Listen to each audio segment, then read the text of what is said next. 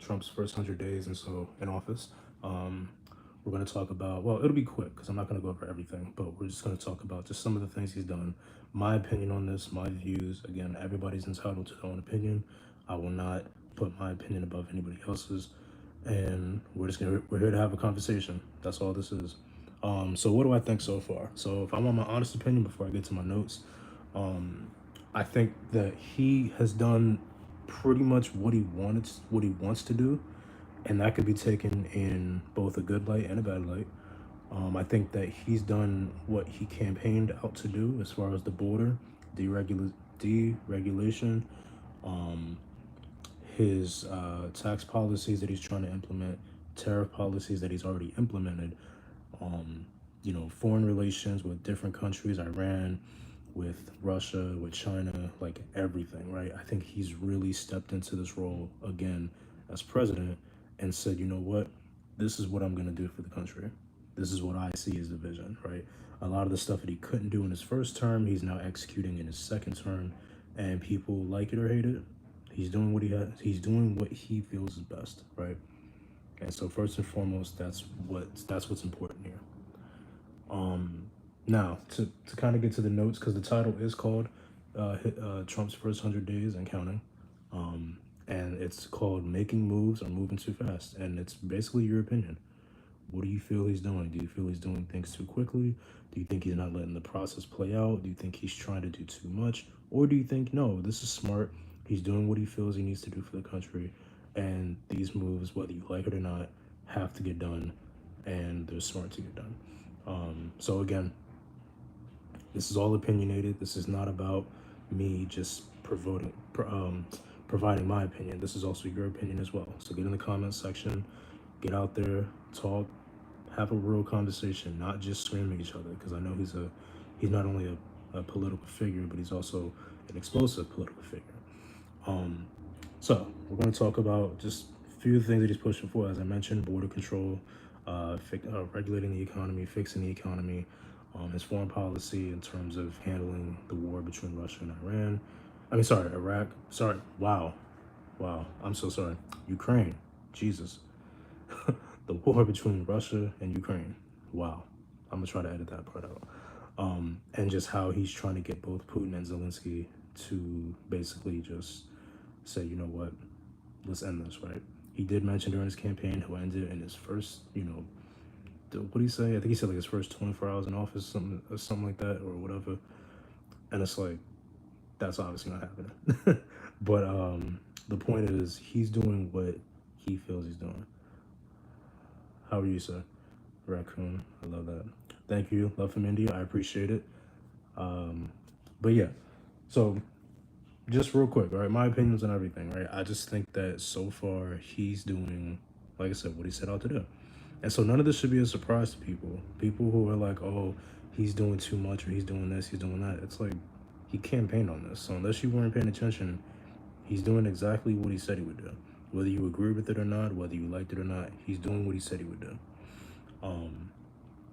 In my opinion, I think he's moving like a CEO and not a politician, which can be good because, sometimes you need that type of hand.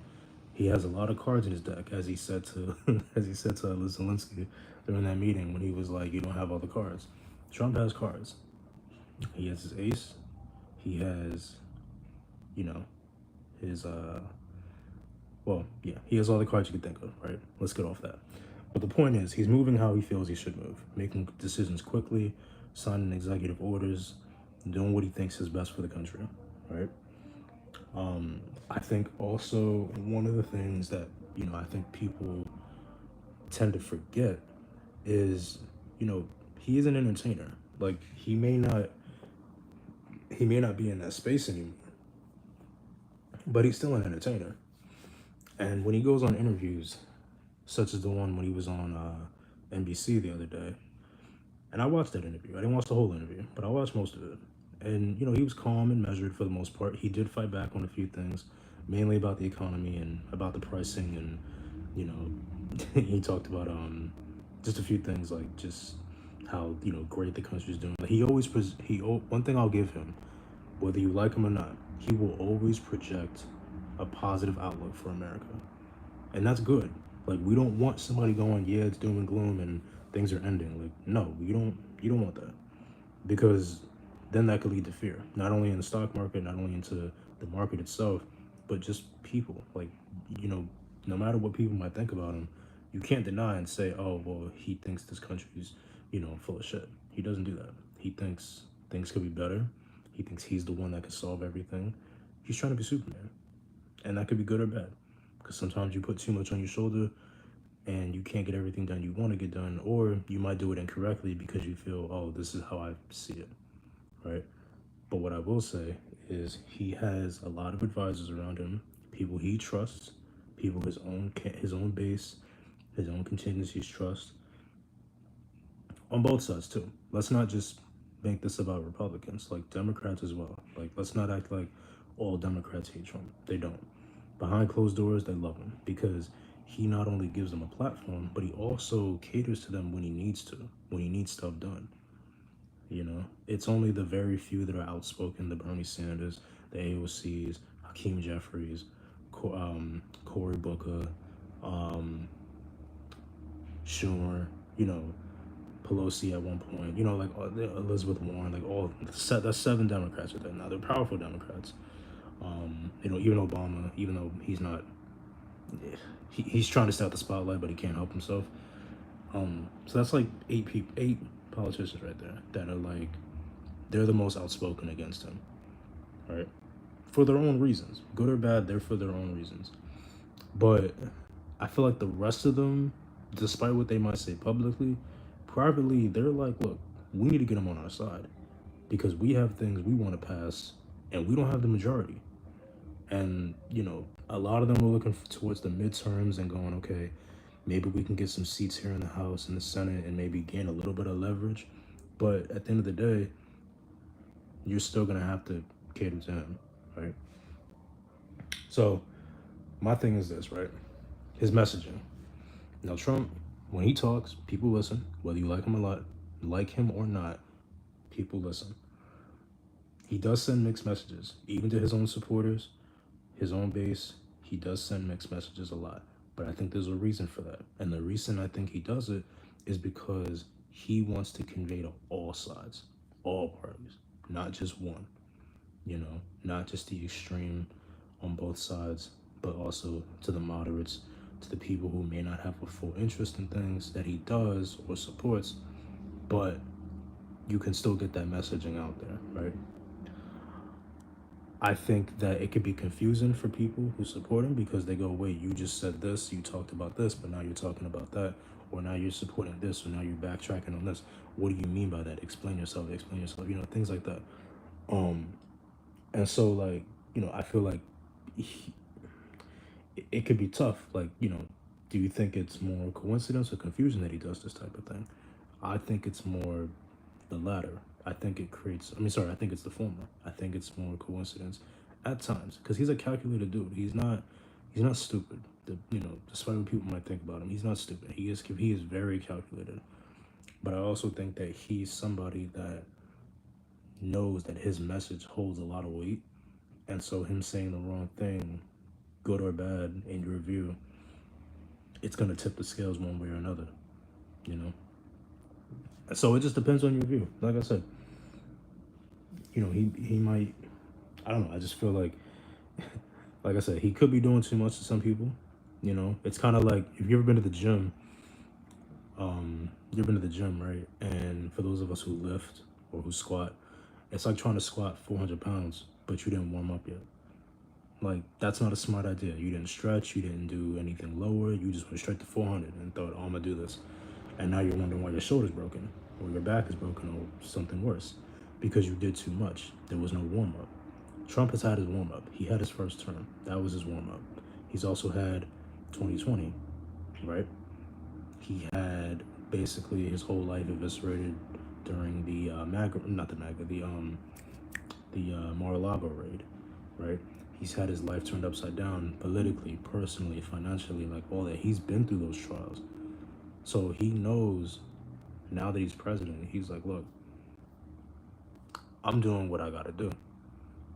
you know? And people, please stop saying he's going to run for a third term. He's not doing that, okay? He knows he can't do that. I know in the interview on NBC, he did confirm he's not running for a third term, but there are Trump 2028 hats out there. People do want him to do it again. Not a lot, but there's a groundswell. And so you got to be careful of that because, sometimes, like I said, sometimes it can be too much, But um, listen, the country is divided. We're not going to sit here and lie. The country is divided on both sides and within both sides. You got the extreme left, extreme right within the left. You got the extreme right, the moderate, the left, of the right hand, of the right of the party, right? Of the Republicans. And, you know, that infighting can create a lot of confusion because the message isn't clear. You have people who support one way or another on things like abortion, the border, inflation. And then you got people who are, they don't support those issues or they don't support fixing it. They're out there. And those people, they need to be ignored. The people who are just out there for greed and money and status, screw them. We're not talking about them. We're talking about the people. We're talking about the politicians and the people who want to do right. Right? And so that's where the messaging comes in. You want the right people delivering that message for your base, whoever you support. And even if you're an independent like myself, you just want to hear the truth. You don't want to fear like, oh, what I'm hearing isn't true, and I gotta go to this outlet or this outlet to find out the truth. Like, no, you want to know, okay, what I believe, right here is based in fact, not circumstance, not you know, no, nothing fake. Like, you want the truth, right? And so that matters. That matters a lot. And so I just feel like overall, because I'm about to end this live soon. Overall, I feel like Trump. I think because we're so, you gotta remember where we just were with Biden. Like, I remember when he won, and I remember thinking, okay, suspicious, but okay, let's see how this goes. Because again, we just had COVID. We're getting out of COVID. We had the vaccine push out mandate. Everybody got to take the vaccine. All that shit. And then now we're having Biden, and it was like, we don't know how he's gonna govern because he's never been president. He's been a vice president, but we don't know how he's gonna govern, what his ideas are, none of that. And we found out. We found out a lot. He likes to spend the moolah. He loves to spend money. We spent the most, I believe, in shit. It's been years. That wasn't good. Foreign relations, bad. Um, and obviously his senile behavior and the fact that they hid his condition and still put him out there. It's no wonder he backstabbed him. But anyway, that's another life, right? That's for the tell-all when it comes out, and it will come out, and I can't wait. I'm gonna read it. But listen, honestly, guys, I just want America to win. I just want our country to be great. I want our country to prosper, do well in every market, every sector, right? Private, public. I want the economy to do well. I want people to have jobs. I want people to make their money. The cost of living, I want that to kind of ease down and start getting people back into homes. Start understanding that, like, listen, we're all here. Whoever you support is who you support. But for right now, the way things are, we need things to get better quickly. So let's not judge them yet. I know the first 100 days or so have been kind of, whoa, whirlwind, right? It's like, you're going from slow and steady to now you're, right? You're going like 1,000 miles an hour, like a roller coaster, right? But for people who've been on roller coasters, it takes a minute to get adjusted. And I think that's what America has to understand is his first 100 days or so, it's an adjustment period. He's signing executive order after executive order after executive order, but yet when do things get done? When Congress approves things. that's when you'll start seeing results, good or bad. And we have to be patient. But at the end of the day, guys, hey, we're gonna do what we gotta do. He's gonna do what he's gonna do. And we're just along for the ride, right? So thank you everybody for tuning in. Appreciate you guys. Make sure you like this video, subscribe to my channel, share this video to anybody. I don't care who you are, where you're from. I saw some people in the chat. They're from India. I appreciate you guys. All love. Listen, all love from everywhere in the U.S. And just stay safe out there, everybody. All right.